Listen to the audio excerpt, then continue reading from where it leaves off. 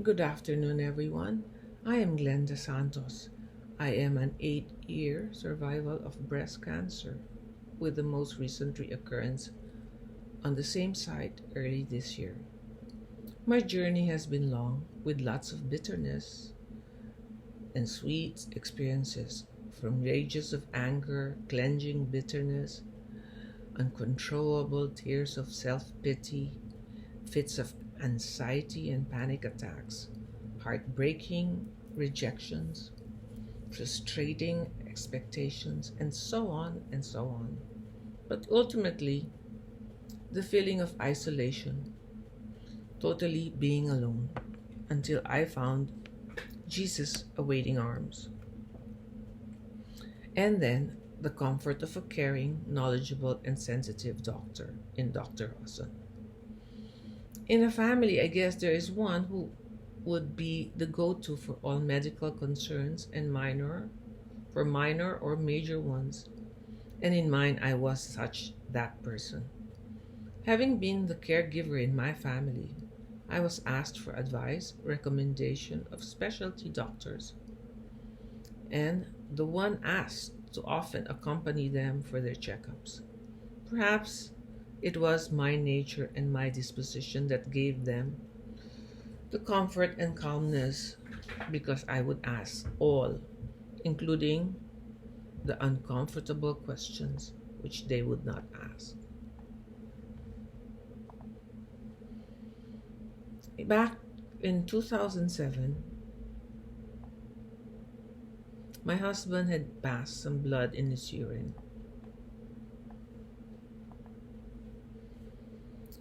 Our daughter's father in law, who is a renowned leading holistic alternative doctor in Manila, decided to take us to China and have a PET CT scan done.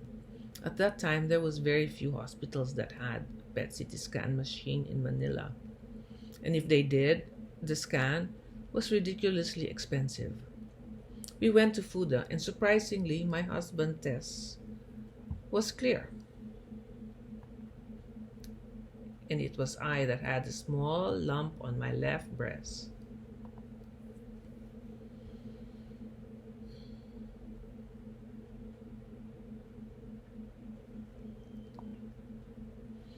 The doctors there recommended that I have a cryo procedure, that is freezing of the lump, and thereby and it will just be suctioned out. At least that's how I understood it. But then my in-law said it is best that we leave it alone, and that he will try to dissolve it with herbal supplements. Perhaps that was my number one mistake.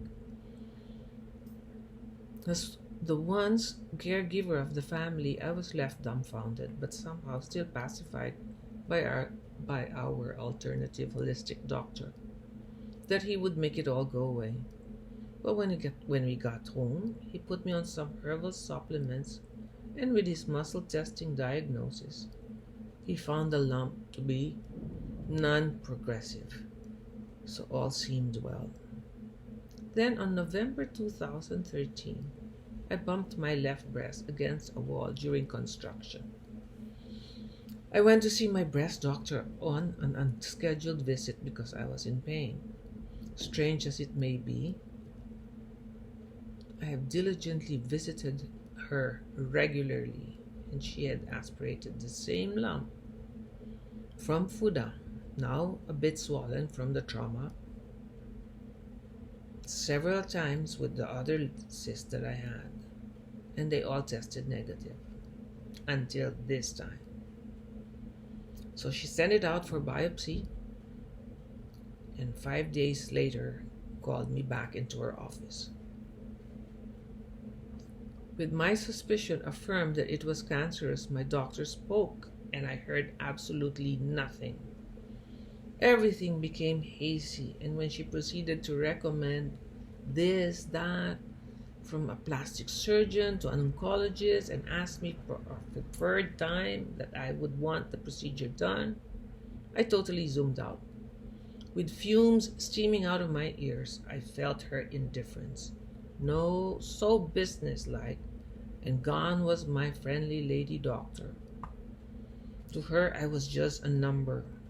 I felt betrayed, and all I could muster was to ask her, "Why didn't you catch this before?" I do not know what her reply was, nor did I care. Later in the hospital coffee shop, my sister, who was also having her physical breast checkup, asked me the apparent same questions to see if I even heard them and if I realized the gravity of the situation. She didn't stop there but went further to intrude on her husband's cousin, who was an oncologist, and insisted that we see him later that evening. Like a cow being led, I went along half glazed, and there I met the most famous oncologist of a renowned hospital in Makati. He talked to my sister as if I wasn't there. He recommended that I have a PET CT scan and to see if there was any cancer elsewhere.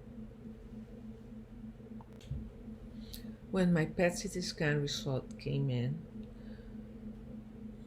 the doctor, or the oncologist rather, said that maybe I should have 12 rounds of chemo, etc., etc. And I just sat there listening if I could to whatever I could comprehend or absorb. And I stood up and I walked away, and I came back and I said, "You know what? I don't really like you speaking to my sister as if I'm not in the room. I am here. I hear everything you say. Speak to me so I can be clear on what my options are." Then I walked away. And then he said, while I was walking away, "Don't worry, she'll come back for me one of these days." And then I came back and I said, "No, I'm not." Anyway, so my story goes on. I didn't see him. My cancer apparently was just in my breast. And then I started looking for another surgeon or somebody. I tried to dissolve it with all the herbal stuff that my in-law was trying to do. But then even he disappeared on me. I couldn't even contact him when I needed him. And when I was putting all this activated charcoal on my breast, on the lump, and it was like just swelling up, I'd call him and he was not returning my calls. So I got frustrated. And so I looked for a surgeon, and I decided, maybe that was maybe close to a year since I was diagnosed. And I found one in Makati Med. Unfortunately, he was a blabbermouth. For less than a week after I had visited him, I bumped into him in the elevator, and he said, "Oh, by the way, your brother says it's good that you came to me." And I said, "Why do you have to tell my brother? I didn't tell him, so why should you?" So I said, "Oh, that surgeon is out. I don't like that surgeon because then the whole world would know what's happening to me." And at that particular time, I wanted to be very private because I didn't really know. I couldn't even make heads or tails of what's going on with me. And that is when I found Dr. Hawson, recommended to me by Dr. Divina Gracia. I spoke to Dr. Hawson. I told him how I was into holistic and I was a vegetarian and that I only wanted non-pharma stuff. And he totally appreciated everything and considered everything I told him. I told him I didn't want radiation, I didn't want chemo. And I just asked him one question: "Can you close this?" And he said yes. And after my research on the Facebook and everything I found on Dr. Hawson, I said, "This is the doctor I want." And so I had the surgery done in 2013, or was it 14? 2014 February. Fast forward to this year. My sister was very suspicious of a lump that she had, that she and Dr. Hassan were monitoring. So she kept nagging me to have our ultrasound done. But because of the lockdown, we had delayed so long. And finally, we decided to venture out in April. We had our ultrasounds. Hers didn't look too good, but mine was clear. So, anyway, I accompanied her to see Dr. Hassan. And Dr. Hassan said, I think we've got to take this one out. But prior to that, we had to actually pray hard that Mrs. Hassan would let Dr. Hassan see us face to face. And for that, I thank Mrs. Hassan because he was allowed. So anyway, we had the face-to-face consultation, and Dr. Hassan told my sister that he had to take out the lump that he suspected to be cancerous. Then it came to my turn, and he says, "Wow, so your ultrasound was clear." But then he started pulsating the incision side, and he gave me a puzzled look, and he said, "I know this is a scar tissue. I know this is scar, but why is it still hard?" So he didn't like it, and so he got his pen and he circled it. And so the story goes, I had a reoccurrence in May. We took out the reoccurrence. And thank God we did. My sister, who is a social person, has so many friends. And so she consulted with her other friends who had breast cancer. And they recommended her to go to another place in Makati, which was an ambulatory place. It's not really a hospital, but it's a breast clinic where they have all the stuff you would need, from a PET CT scan to an operating room to an ultrasound, a doctor, and radiation and chemo. And she decided to go on a hormonal therapy because our cancers, both hers and mine, is hormonal based. So she told me to go there just to consult, and maybe the doctor can change my mind. Of all my experiences with doctors, this one tops it all. I have an appointment at 2:30, and I was told that very same day to come at 3:30. So I walk in there, I'm early, I'm always early for my appointments. I see the head doctor, who I suppose was the head doctor, up in his years, but his hair so dark, prouncing along, and I was wondering, when is he ever going to get to see me, because it was pushing 4:30 already.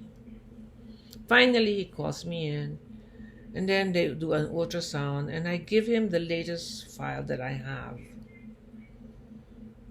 And then he looks at it and he says, "Oh, so you don't want the Parma, you don't want chemo, radiation, hormonal."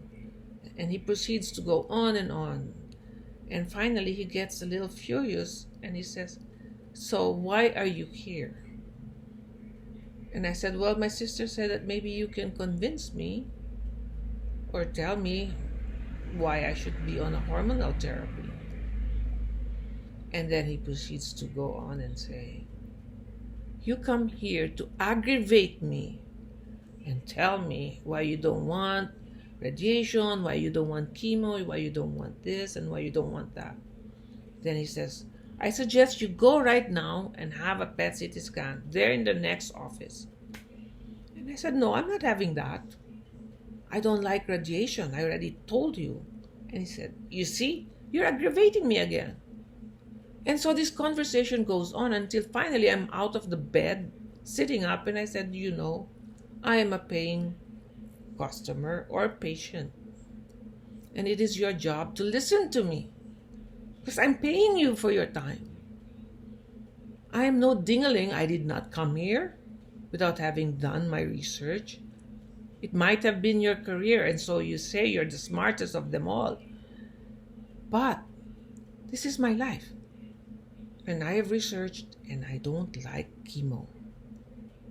And I don't like radiation. And if you are aggravated, you can imagine how aggravated I am. So, on that note, I got up, got dressed, and walked away and went to the desk and paid my bill.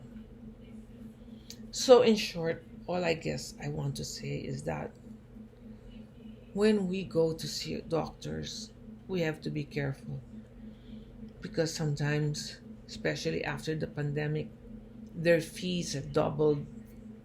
They're trying to make up for the lost time, and they're very cranky, and you're just a basic number unless you know exactly what questions to ask and you can feel out their sensitivity, because otherwise it is all in vain. You will just totally get what you didn't pay for, and in the process might even worsen your condition. This is I have so much more to say, but I think I'm out of time. So anyway, I would like to share with you that I think we all have a very sensitive and caring physician in the person of Dr. Hassan. Thank you, Doc, for your care. Amen.